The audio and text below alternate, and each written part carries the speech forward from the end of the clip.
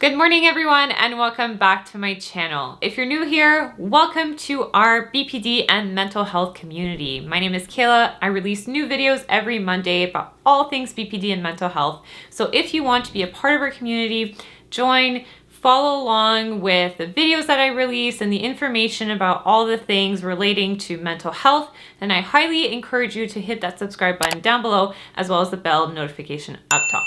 Now, as you may have guessed it from the title of today's video, we will be discussing borderline personality disorder in contrast to narcissistic personality disorder.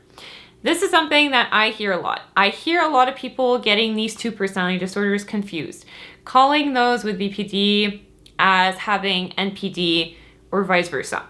And so I figured that it would be important to discuss what the main differences are between these two personality disorders, the similarities, and also what to do if you have overlapping symptoms from both. Now, before we dive into these similarities and differences between both, I think it's important to mention the symptoms of both of those disorders. If you're just tuning in now for the first time and you haven't really done much research on either or, then you might be interested in knowing that there are three clusters of personality disorders.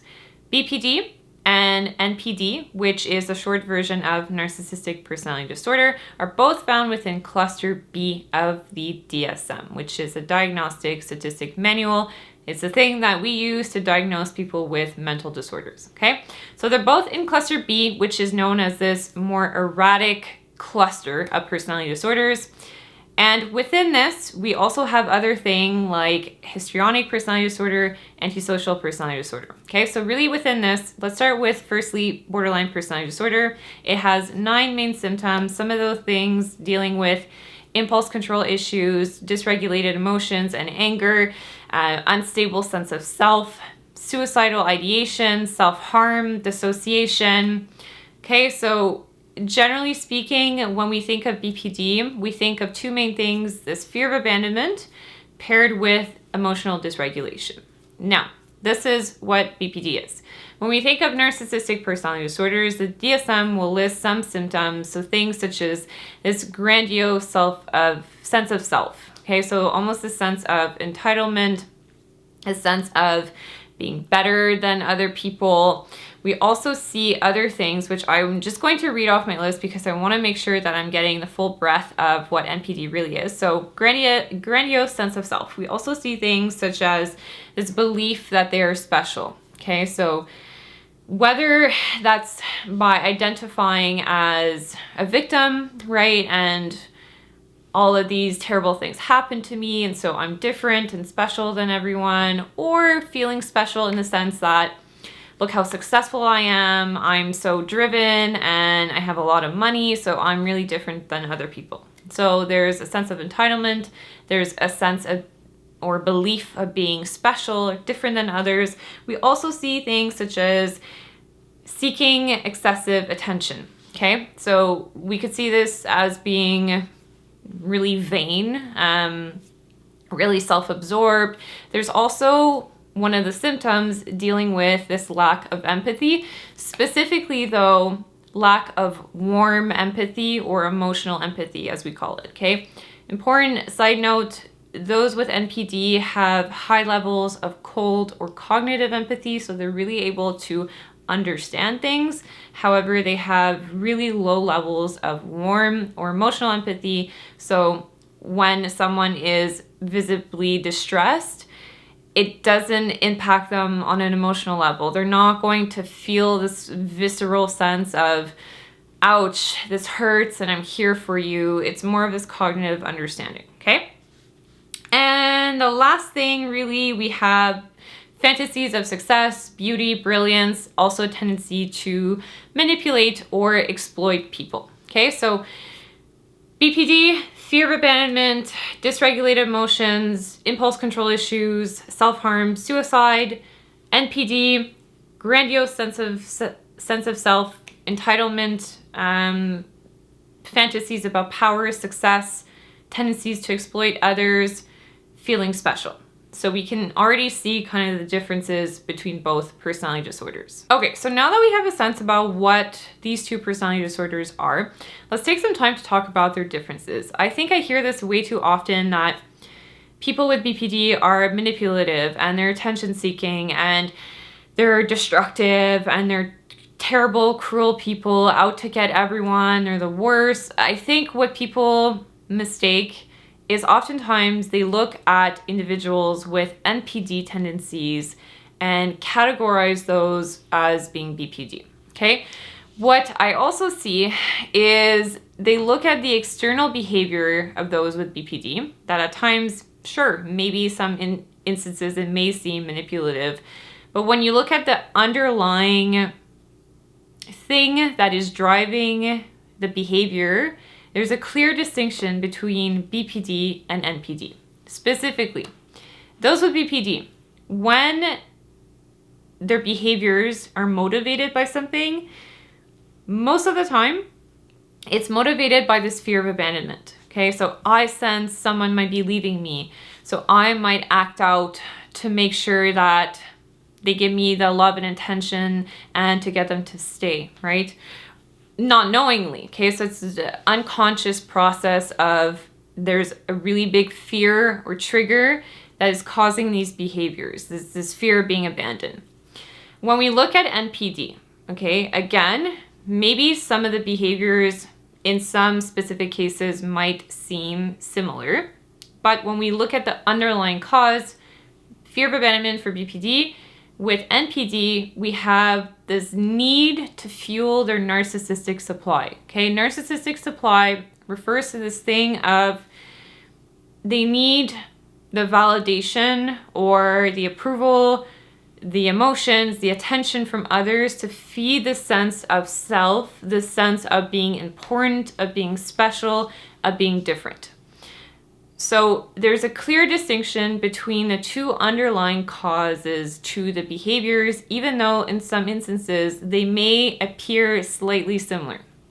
Something else that I want to mention is the importance of always keeping in mind that when we talk about any kind of disorder found in the DSM, whether it's anxiety disorders, whether it's personality disorders or depression or whatever it may be, they all fall on a spectrum, okay? So not everyone with BPD will look the same, will present symptoms in the same way, or given that they might have a comorbid disorder, that will really influence how they act and who they are as a person, okay? NPD is the same thing. It's not everyone who has these really high tendencies. It could be traits, right, without being a full-blown personality disorder. You could have overlap between BPD and NPD.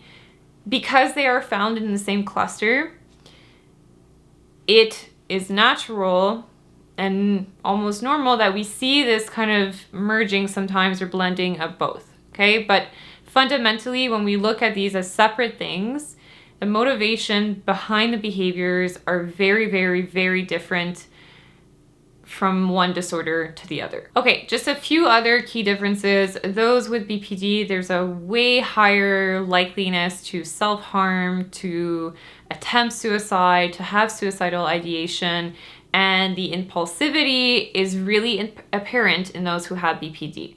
When we look at NPD, unlike BPD, they actually do have a stable sense of self. It's just very fragile because underneath that, there might be some unconscious beliefs that are driving this really firm sense of self of I'm the best and I'm this, okay? But it's different from BPD, which don't really have a sense of who they are or what they like or anything in that regard, okay?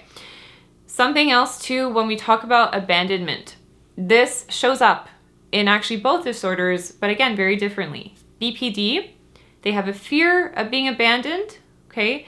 So clinging on to others to not be left, whereas NPD, it's actually the opposite. They are way more likely to abandon others because there's this sense of being the best, of being entitled, so whether that's being entitled to different partners, right? Or thinking this person that I'm with is not good enough for me, no one will ever be good. So there's a higher tendency of abandonment of others. And this is why when we have couples who have BPD and NPD together, it is a disaster because you have one person who is desperate to not be abandoned and who is extremely fearful of it, and you have one person who is more the avoidant and thinking that they're the best, that's going to end up in a rupture, just because the symptoms mixed together when we look at couples are not complementary. They feed off each other, but in a very toxic and destructive way. Now that we have a sense of the differences between NPD and BPD, let's also talk about the similarities, okay? Because like I said, they're in the same cluster. It's on a spectrum, so depending on who, they might have overlapping tendencies or symptoms, okay? They are a comorbid disorder for one another. And when we look at those similarities, we see things such as this tendency to idealize and devalue partners, okay? What I mean by this is that folks with BPD, the black and white thinking, I love you, I hate you, right? You're the best, I can't live without you, goes to you're the worst, I don't need you, I'm better than you. NPD, it's the same. We see this love bombing, right? At the beginning, this very intense display of affection and attention, and I love you so much, and you're the best. But as soon as this person doesn't feed this narcissistic supply in the same way, they will devalue them. You're no longer useful to me. You're the worst. How dare you do this to me? So there is this tendency to live in those extremes of idealizing, devaluing, going back and forth between those two. Which brings me to my next point of similarity, is that there's a tendency for poor relationships, okay? Looking at the symptoms from both, I think dysregulated emotions, a fear of abandonment, unstable sense of self, impulse control issues, suicidality, all of those things make it more difficult to sustain interpersonal relationships. Similarly with NPD, right? We have things like feeling better than everyone, feeling special, exploiting others, manipulation, this fantasies about power and success and beauty and brilliance. Again, we could see how it would be difficult to maintain interpersonal relationships, because at a certain point, others are going to start thinking, okay, something's not quite right. And so when we think about those similarities, it's really the poor relationships that we see. Again, depending on the individual, there might be overlapping symptoms if you have BPD with comorbid NPD or vice versa. And then thirdly, it's this poor maintenance of relationships. So there you have it. Those are the general differences and similarities between BPD and NPD. I hope that this video was useful, and please let me know in the comments down below if you have any questions about anything that was discussed, or if you would like to see specific topics covered on my channel. On that note, thank you so much for taking the time to be here with me today, and I'll see you all next week for another episode of On the Line.